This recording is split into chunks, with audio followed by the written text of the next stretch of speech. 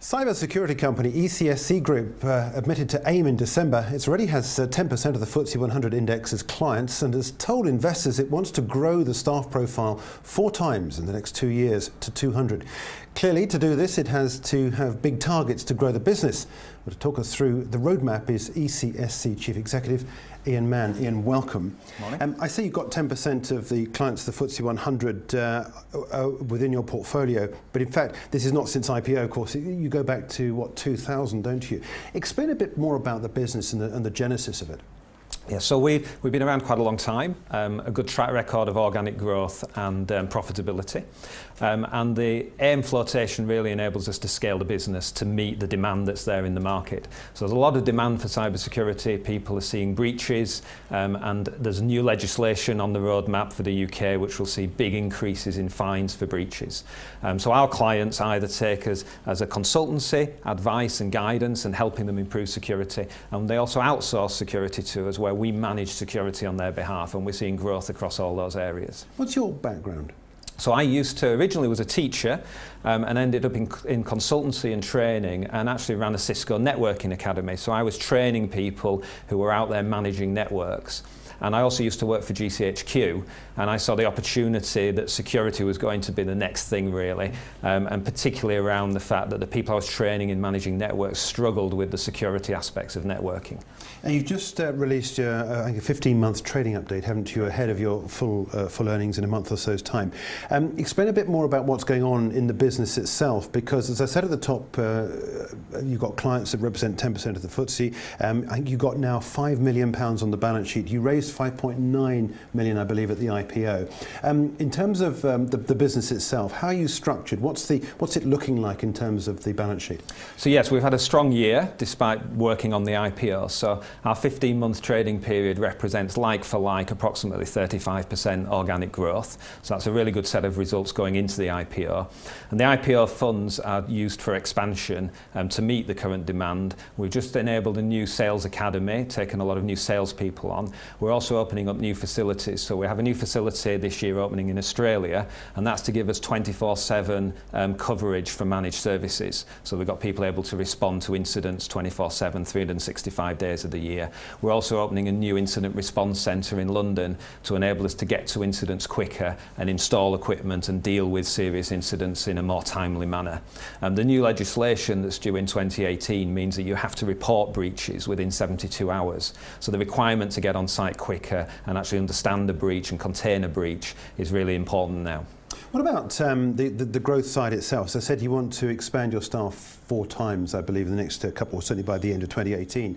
And what are your targets in terms of revenue to back this up and to support that level of increase? Yeah, the latest research note on us says that our revenue will grow substantially. We'll be seeing a revenue growth in proportion to that increase in staff numbers, and we expect to be profitable again in 2018 when we've invested for growth this year. And that'll be the UK and Australia? We won't be selling directly in Australia. The UK is our marketplace. Although we've worked in 25 different countries, it tends to be we win a client in the UK, but often they're multinational clients and they'll send us abroad. The Australian operation is very much to give us follow the sun, so that if you ring up with an incident at 2 o'clock in the morning on a Saturday night, then there's somebody there watching your systems and can respond quicker. Yeah. What about the client spread? Because one of the concerns, especially about small companies, is when you've got clients, you get 1 or 2 clients that dominate the revenue stream. Is there a risk to exposure in this regard for investors? Well, we're quite fortunate that we don't have a single client more than about 5% of our revenues. So we spread across lots of different sectors. But also when we do have a large client, it tends to be an outsourcing arrangement, and they're on contracts of up to 3 years. So we've got a good contract length involved there and no dependency on any one client. And I believe as well that you've got your own your proprietary software that you use, is that right? Yeah, our own security devices. So people that outsource security to us, the devices we install on our network, we've got the intellectual property around those. So we've been developing our own technology since 2000. And this is hardware and software, or is this just software package? So these are security appliances. So, for example, a firewall that you might install to protect your network, or systems such as intrusion detection systems that give you an early warning if somebody's got into your network. And these are devices that we install on people's networks. And then we monitor those from our security operations centre. So we have people with lots of screens and fancy maps of the world and things like that, and can see attacks happening and can alert clients when they've got a security problem. Yeah. How do you govern your own security, if you like? I mean, how does that work? I mean, how secure is your business compared to others that want to buy into your products? Well, that's very important for us in terms of our security. So we have a lot of restrictions on our security. So, for example, if you visit our security operations centre, you're not able to bring in devices. So your own mobile phone, you wouldn't be allowed to bring that in. You wouldn't be allowed to bring your own computer in. And that applies to staff as well. So whereas you might have at a desk in a normal operation people with personal devices, you wouldn't be allowed those in our operation. And everything's very tightly controlled and monitored. So we have to be very careful with our own security. And that involves all the products that we use as well to secure our operation. Yeah. Clearly now as a listed company, you're under a completely different set of rules in terms of disclosure and so forth. What should investors now watch out for in terms of some of the news milestones, if you like? You're talking here about quadrupling the staff numbers and also likewise the business size.